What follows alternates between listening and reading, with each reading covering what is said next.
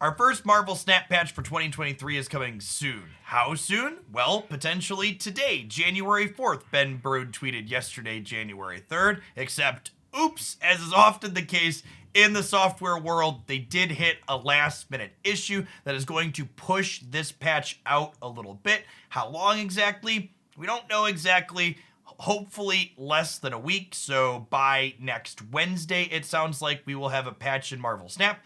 That being said, the patch notes for the upcoming changes in this patch were leaked early thanks to a Korean Marvel Snap account posting them on one of their message boards, probably a post that was set up to post automatically when the patch was originally supposed to go live, and we've snagged the text of those, and thanks to Google Translate, we're going to break down today what changes look like are coming in this first balance patch. Let's go ahead and jump on into it.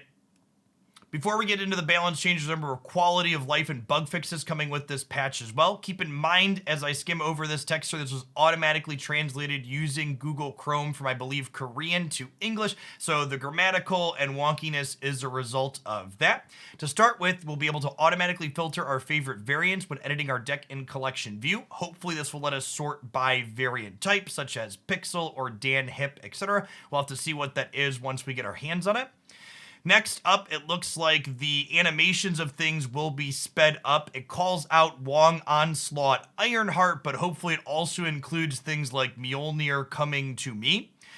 Orca will finally be joining Marvel Snap as a Series 4 card. That card was left out of the initial Series 4 and 5 card release due to some type of bug with it. The card has a fairly simple design overall, so I'd wager it was probably something to do with the animations.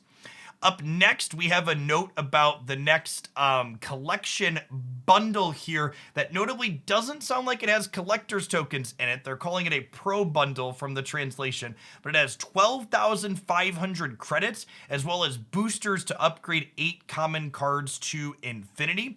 I would wager that because this package is coming with boosters, it likely does not mean they're increasing the credit limit from the 10,000 that it is currently at, since you'll be able to buy this bundle and then immediately spend a number of the credits using these things.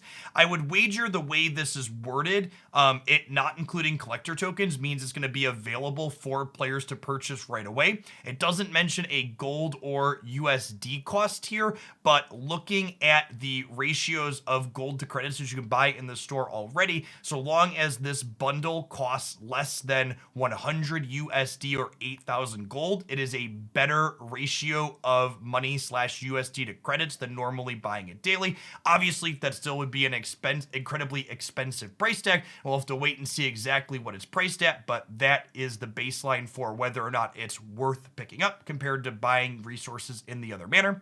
Finally, the number of collector tokens being received once you've collected all Series 3 cards is going to change. They're no longer going to be a guaranteed 400 tokens, but instead be 200 to 600, with the note that the overall acquisition rate remains the same. This seems like it's likely a tweak to what I always refer to as the dopamine machine in a game like this. So the number of tokens you're still going to get overall when your Series 3 complete is not going to go up or down, but you're just going to be getting a variable amount when you get them to make it more exciting when you open 600 versus opening 200. Now the part that those of us care about the most, myself included, balance changes. This patch is going to have a number of nerfs as listed here on the screen, as well as a number of buffs. Let's run through what they are and give some thoughts on them. Aero is losing 1 point of power. Galactus is losing 1 point of power. Leader is losing 1 point of power. And Nova is losing 1 point of power. I think the Aero change is great and welcome. I think they probably could have even gone as far to knock her down to a 5/6 and she'd still see a good bit of play, but I think starting small with this card makes a lot of sense. The Galactus change is one that I honestly find a little bit strange and borderline baffling. The 1 point of stat on Galactus is very rarely the make or break for this card, and honestly, the fact that it has less stats down might actually be a subtle buff to the archetype. Specifically, the Galactus archetype explicitly does not want priority going into the last turn because you want to be able to Shang-Chi your opponent's big thing or avoid your null getting Shang-Chi'd or Enchantress, and Galactus having less stats is going to make that happen more frequently. I haven't felt like Galactus was really a problem overall. Their data apparently shows differently, but I am very skeptical about this change being a good one to make Galactus less effective overall. Up next, we have a leader change going from a 6-4 to a 6-3. I think taking 1 point of stats away from this card is basically a non-change. I think 99% of the time that leader was winning the game as a 6-4, it's probably still winning it as a 6-3. Now, it is worth noting that Ben Brode not only verified that these leaks were correct, essentially, but did also comment on Twitter that this is a small change that they are making quickly as they're getting back into the office, and leader is a card that they're going to keep an eye on and potentially make more changes to if their metrics show that it continues to be an issue. He also commented that they are aware that a lot of players are very deeply unhappy with the gameplay patterns that leader creates, so they are aware of sentiment in the community, and I am a little pessimistic about this change, but as always, we'll wait and see. Finally, the Nova change. I don't know that Nova was necessarily busted, but I agree with the reasoning behind it here. You know, Nova provides more value than the average 1 cost in its best case scenario, so making it worse than the average other 1 costs in its worst case scenario seems like a fine thing to be doing to make up for the incredible upside that is capable of having. Up next, we have a small range of buffs / side grades depending on how you look at it that I think are all good changes overall to some lesser played cards. Most notably, Drax and Groot, 2 of the Guardians of the Galaxy cycle, are still going to have the same total power when you hit with their on reveal effect, but they'll be better off when they miss. Drax is now a 4/5 that gets +3, and Groot is now a 3/4 that gets +2. One thing that is amusing to note about this interaction is that the Drax chains actually makes Drax plus Absorbing Man worse, which is something I've been doing quite frequently in Zabu decks, so this definitely isn't a strict upgrade, but it's a side grade that is generally better for explicitly Drax. Hazmat is going from a 2-1 to a 2-2, which actually kind of surprises me a little bit. Hazmat has felt powerful. It also makes me a little bit sad because it means that my Cerebro 1 meme deck is now dead. RIP Cerebro and balance changes.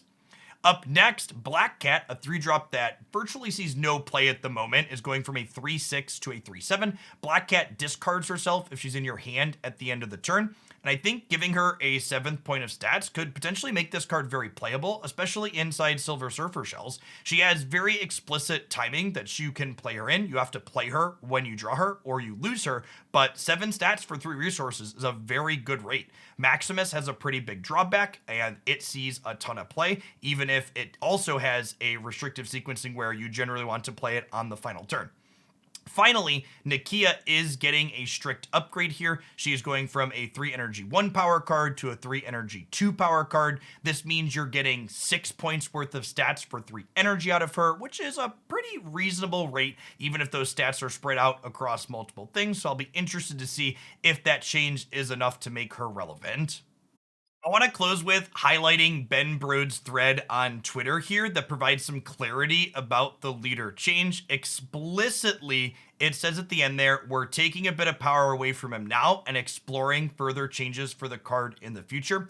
All of these changes overall to these cards are very minimal number adjustments, and it definitely feels like this is people are unhappy with this and we need to make some kind of change to let them know that we see and hear them and care. But we've all been out of the office for, a week or 2 weeks over the holidays, and we just want to make a fast change that we know is hopefully not going to break too much other than whatever issue they're having delaying the patch, and get it out to people as soon as possible. I think this communication from Ben is something that's much appreciated and provides some much needed clarity around these changes and their goal. At any rate, I would love to hear from you all at home. What do you think of this balance pass? Do you think they should have gone more? Do you think they should have done less? Do you think there's other cards they should buff? Let me know in the comments down below. As always, if you enjoy my insights on this topic, hit that like button to help this video reach more people. And if you happen to be new here, thanks for making it all the way through to the end of the video. Consider subscribing to the channel. I post Marvel Snap game news updates like this and other tidbits here 7 days a week, and I'd love to see you back again. Enjoy the rest of your day and your time snapping, folks.